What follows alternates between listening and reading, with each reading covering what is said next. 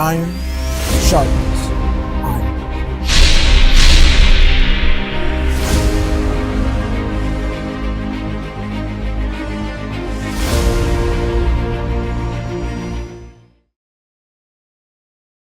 Genesis 1, verse 1. In the beginning, God created the heavens and the earth. The opening verse of the Genesis creation account can be taken as either option 1, a summary of the entire process of creation, or option 2, a description of the first event in creation. This event would have occurred sometime before the first day and would have included the creation of matter, space, and time. Many teachers tend to favor option 1. However, we must prove all things. Let's examine verse 1 to determine which option is correct. The Hebrew word for create is bara. According to Strong's definition, this word means to create, shape, form, to fatten, or to fill up. The combined ancient Hebrew pictograph of the letters bet and resh signifies feed or grain. When combined with the letter aleph, it symbolizes grain the ox. Grains are used to fatten the ox, providing it with the necessary energy to begin working. This aligns perfectly with the Strong's definition of to fill or to fatten. In Genesis 1:1, Yah filled or fattened the heavens and the earth with everything they required.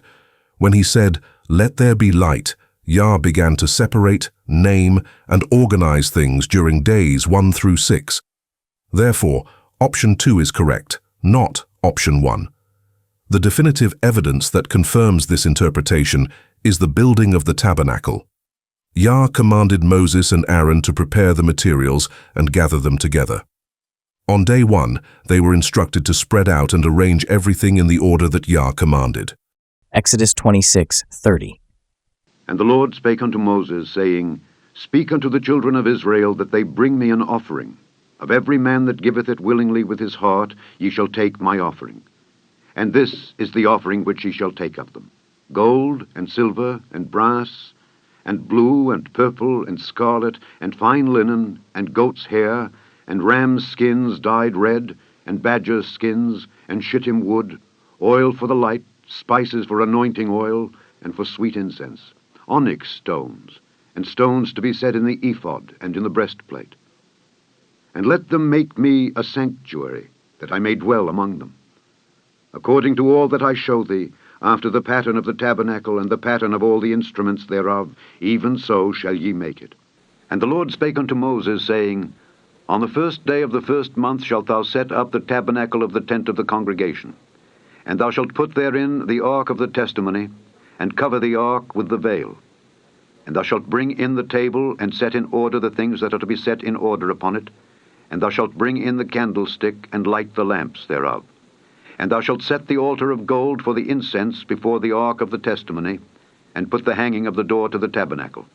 And thou shalt set the altar of the burnt offering before the door of the tabernacle of the tent of the congregation. And thou shalt set the laver between the tent of the congregation and the altar, and shalt put water therein. And thou shalt set up the court round about, and hang up the hanging at the court gate. And thou shalt take the anointing oil, and anoint the tabernacle, and all that is therein, and shalt hallow it, and all the vessels thereof, and it shall be holy. Initially, Moses was tasked with collecting and preparing all the necessary components for the tabernacle. After assembling the required materials, he spread out the tent and organized the items in their designated places. Genesis 1 verse 2 states, And the earth was without form and void, and darkness was upon the face of the deep, and the Spirit of God moved upon the face of the waters. This verse clarifies that verse 1 is not merely a summary of the creation account.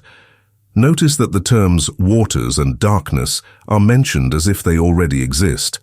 If they weren't already created, verse 2 would have stated that the water and darkness were created, but it does not.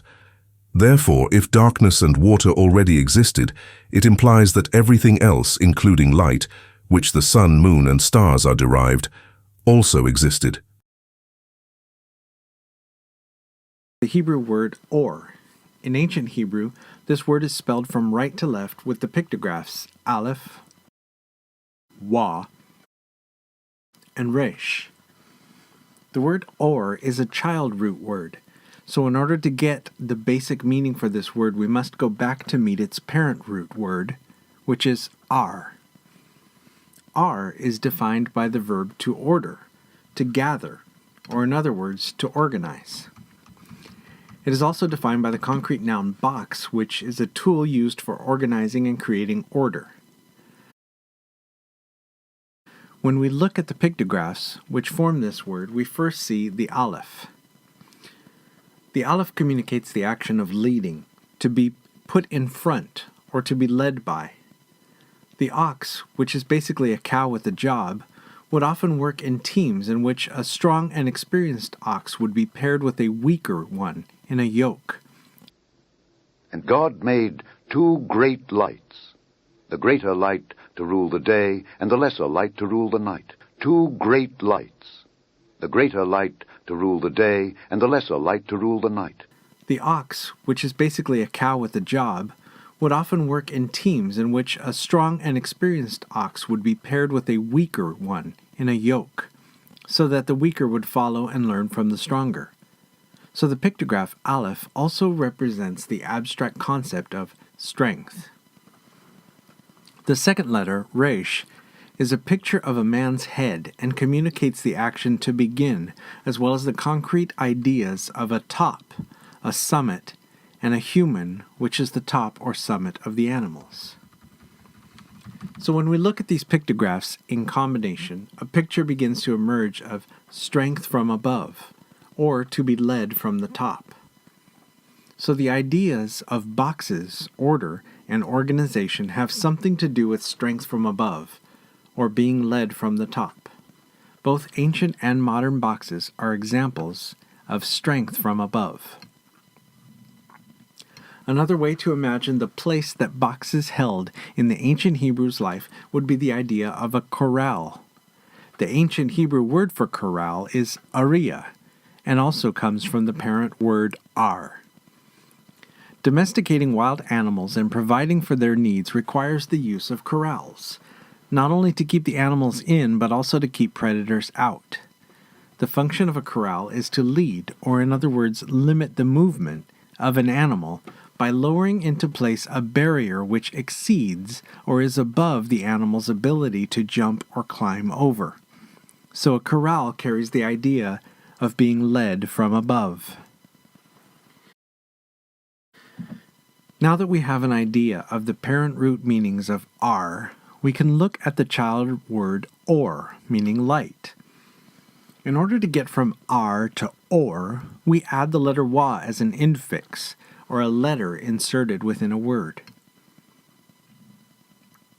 The pictograph for the wa is a picture of a nail and represents the idea of attaching or binding, as well as the abstract concept of increase.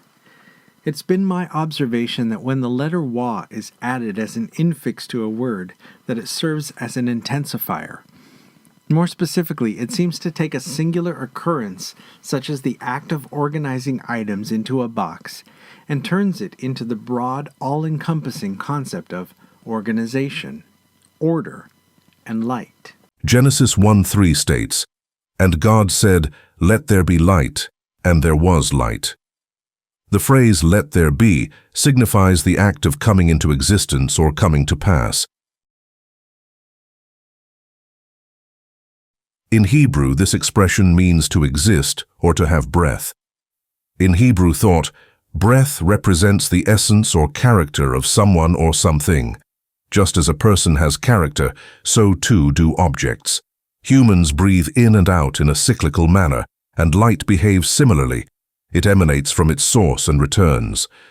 This idea is echoed in Psalm 19, verses 4 through 6. In them hath he set a tabernacle for the sun, which is as a bridegroom coming out of his chamber, and rejoiceth as a strong man to run a race. His going forth is from the end of the heaven, and his circuit unto the ends of it. And there is nothing hid from the heat thereof. When Yah says, "Let there be light," it marks the beginning of work day 1. In Genesis 1, verse 4, when Yah saw that the light was good, he completed his work by separating the light from the darkness and naming the light day and the darkness night. Genesis 1 verse 5 concludes the first day of creation, stating that evening passed and morning came, marking the end of day 1. The wicked flee, but you can run. Scriptures cutting at your knees, now you can't move, cause you're hearing the truth, and it hurts. 2 Maccabees 6:30, Isaiah 54:17, nothing can hurt me, but I'd rather take the pain than let the sin kill.